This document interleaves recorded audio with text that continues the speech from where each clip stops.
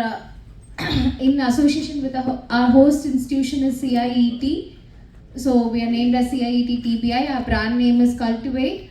So far we have incubated around 70 plus startups. So I have been working with around 50 startups for the past 4 years. So I'm here to tell you some basics about design thinking, and if any one of you are interested in your entrepreneur journey, I would like to guide you with all the resources and whatever support you require. So let me start. Okay, so what happened in the previous session with Damu sir is actually a part of design thinking. So why do you go for design thinking? For any problems which you don't have a straightforward solution, you go for design thinking. See, in many things, like what he conducted was more or less a brainstorming session. So design thinking is usually a solution oriented approach where you don't have any solution for a problem upfront. So it is a solution oriented approach used for to create innovation. So basically to create innovation considering the user's needs. So that is what he listed. You have to consider the user's needs in each stages of developing your product with innovation. So this is what design thinking, the basics of design thinking. It usually involves 5 stages. So first one is empathize, second is define, third ideate, fourth prototype, and fifth test. So I'll just give a brief explanation of what are these 5 stages. So empathize. Usually, as sir told, even though you develop something, a good innovative product, to gain emotional satisfaction by the customers is more important.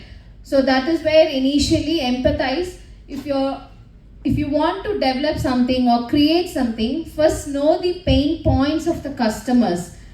Is your product really needed in the market? So you have to analyze the problems faced by the who are your target audience. You have to analyze the problems faced. Usually we do it with teams. So if you are a 5-member team or a 4-member team, everyone can come up with their own opinion. So create a list of problems. So have it create some personas of your own customers and then analyze all the problems.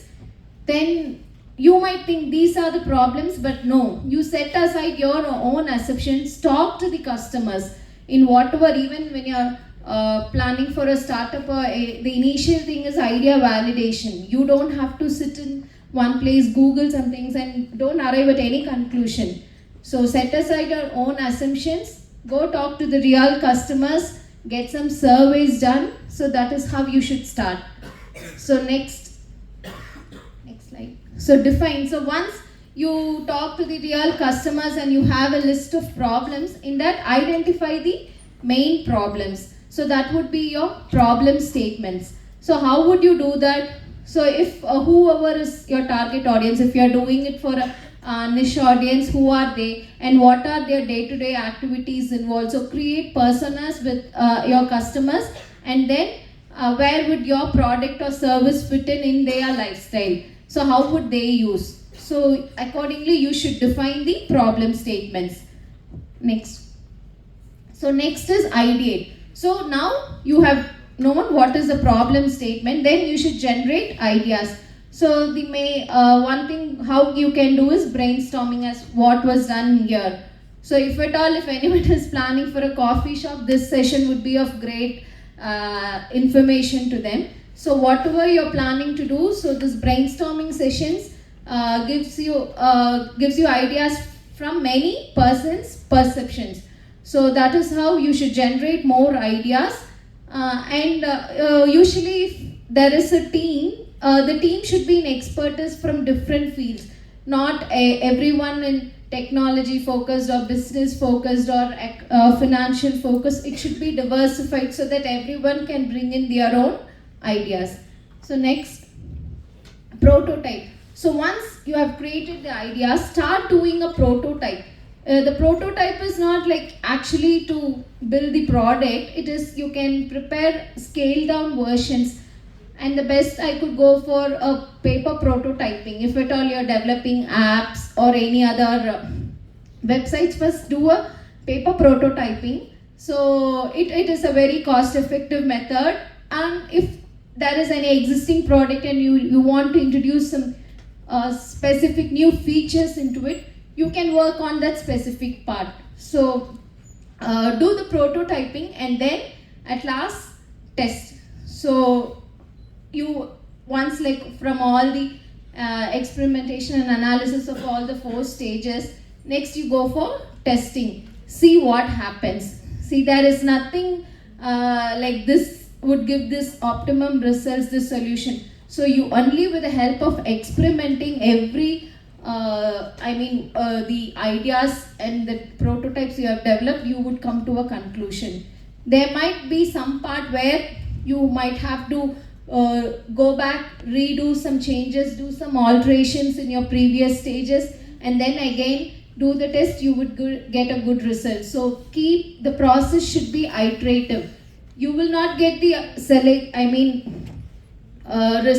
optimum result in a single testing. So the process should be iterative. Even the big established companies, they don't just stop where they are. They keep improvising themselves, as Sir told.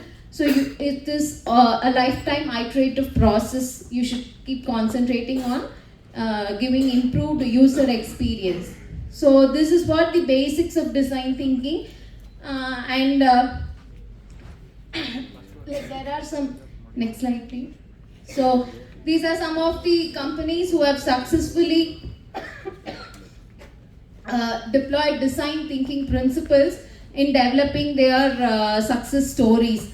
So a general, like I would mention, next slide please. Even we have not used Apple, but we know how Apple differs from other mobile phones, right? So earlier, Apple was founded in 1976 by Steve Jobs and other 2 co-founders.